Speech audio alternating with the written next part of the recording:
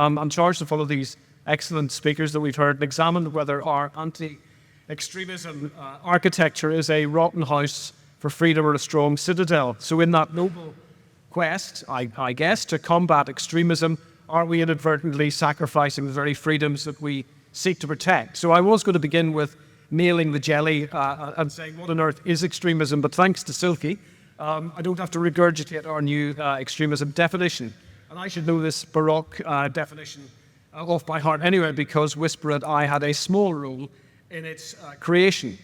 So it remains to be seen whether the new Labour government will overturn this, I think, quite sturdy declaration for something more esoteric and perhaps more palatable to its base. But let's be clear about one thing. The definition that you've heard, cooked up in the department formerly known as Levelling Up, is a fundamental interference with rights and freedoms it claims to be safeguarding. So the fundamental question is, whether that prescription is a proportionate means to what is surely a legitimate end, in the end, dead people on our streets, when hateful thought turns into violent action. So the extremism definition, as you've heard, is mainly operationalized by Contest, our national counter-terrorism policy created in 2010, that I had a hand as a mandarin in the outworking of. It's actually, Contest is regarded as a bit of a global trailblazer in anti-extremism strategy, but it wouldn't survive the First Amendment of the US Constitution on freedom of speech and association, let alone the 4th, 5th and 14th. We are, I think, in the United Kingdom, more culturally attuned to compliance with an overweening state than our cousins across the ditch. Mind you, we did give them the fear of tyranny in the first place. So to extrapolate from the Founding Fathers, there's three main arguments I want to give you against the current anti-extremism dispensation. First argument is obviously the overreach and the misuse of power. Let's look at the PREVENT strategy. The UK's PREVENT strategy is the bit of our suite of actions in the Contest strategy that was originally conceived as a way of identifying and stopping tomorrow's violent extremists in the making. And it has faced criticism for overreach. Critics argue that it targets individuals based on their beliefs, as we've heard, rather than their actions, potentially criminalising thought and stifling free expression. A major review in 2023 that I contributed to of the PREVENT strategy, written by a good friend of this festival, I think, Alistair, William Shawcross, found in effect that PREVENT had become a safeguarding crèche for disaffected young people who should have had psychological help rather than be put on a counter-terrorism conveyor belt. So unmediated, that approach can lead to a culture of surveillance where individuals are wary of expressing their views, fearing that they might be labelled as extremists. I mean, you can't kill ideas, and the worse those ideas are, in my view, the better the need for them to be confronted and defeated on the public square.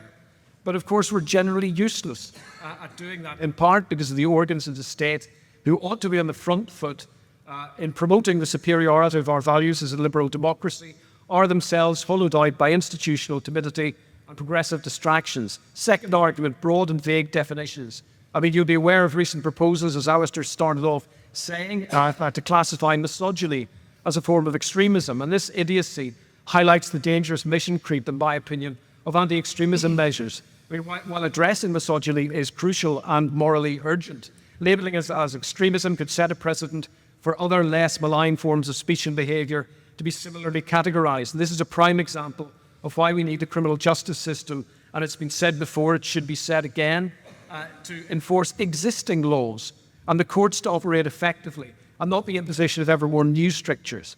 So vague and broad definitions can be weaponised, as we've heard, to silence political opponents and marginalise dissenting voices, undermining democratic debate, freedom of speech. You've only got to look at the abject mess of some of our police forces and what they've got into in trying to suppress and criminalise philosophical beliefs protected by law, to see how institutional capture can bamboozle the custodians of freedom into legally illiterate authoritarianism where the state should have no business. Argument 3, the erosion of trust and social cohesion. So anti-extremism measures, while well-intentioned, can disproportionately affect certain communities, leading to feelings of alienation and mistrust. Those forms of activism will not be successful delivered via the imposition of top-down macro strategies curated in Whitehall, in postcodes where trust in the state and its institutions is actually, I believe, in perilous decline. So-called community leaders are often revealed as mouthpieces for sexual interest groups whose worldviews are antithetical to liberal values. You could probably hear from my twang that I'm from Northern Ireland, And I've seen the sectarianisation of society at close quarters growing up. We aren't here yet in Great Britain, yet there are parts of this country, I believe undeniably, that are completely disconnected from mainstream life and values. So when those communities perceive themselves unfairly targeted or stigmatised by the state, it undermines social cohesion and the very fabric of our democratic society, leading to further pluralisation and extremism. If left alone, of course, hateful ideologies can metastasise. So who said any of this was easy? So as Christopher Hitchens wisely cautioned, we must be wary of those who invite us to subordinate our freedoms in the name of security. We should prefer dignity and critical thinking over blind compliance and never shy away from challenging unfairness and stupidity. I mean, I'm a weapons-grade securocrat, but I resemble those remarks. So to summarise, overreach, vague definitions, and the erosion of trust can all lead to a society where freedom is curtailed in the name of security. A securitized approach to anti-extremism is a necessary but insufficient response. Rebuilding the trustworthy state, intensely local activism rooted in economic opportunity, emphasizing responsibilities as well as rights in policy and discourse are the better ways of protecting our freedoms from hateful ideas, and that house will stand.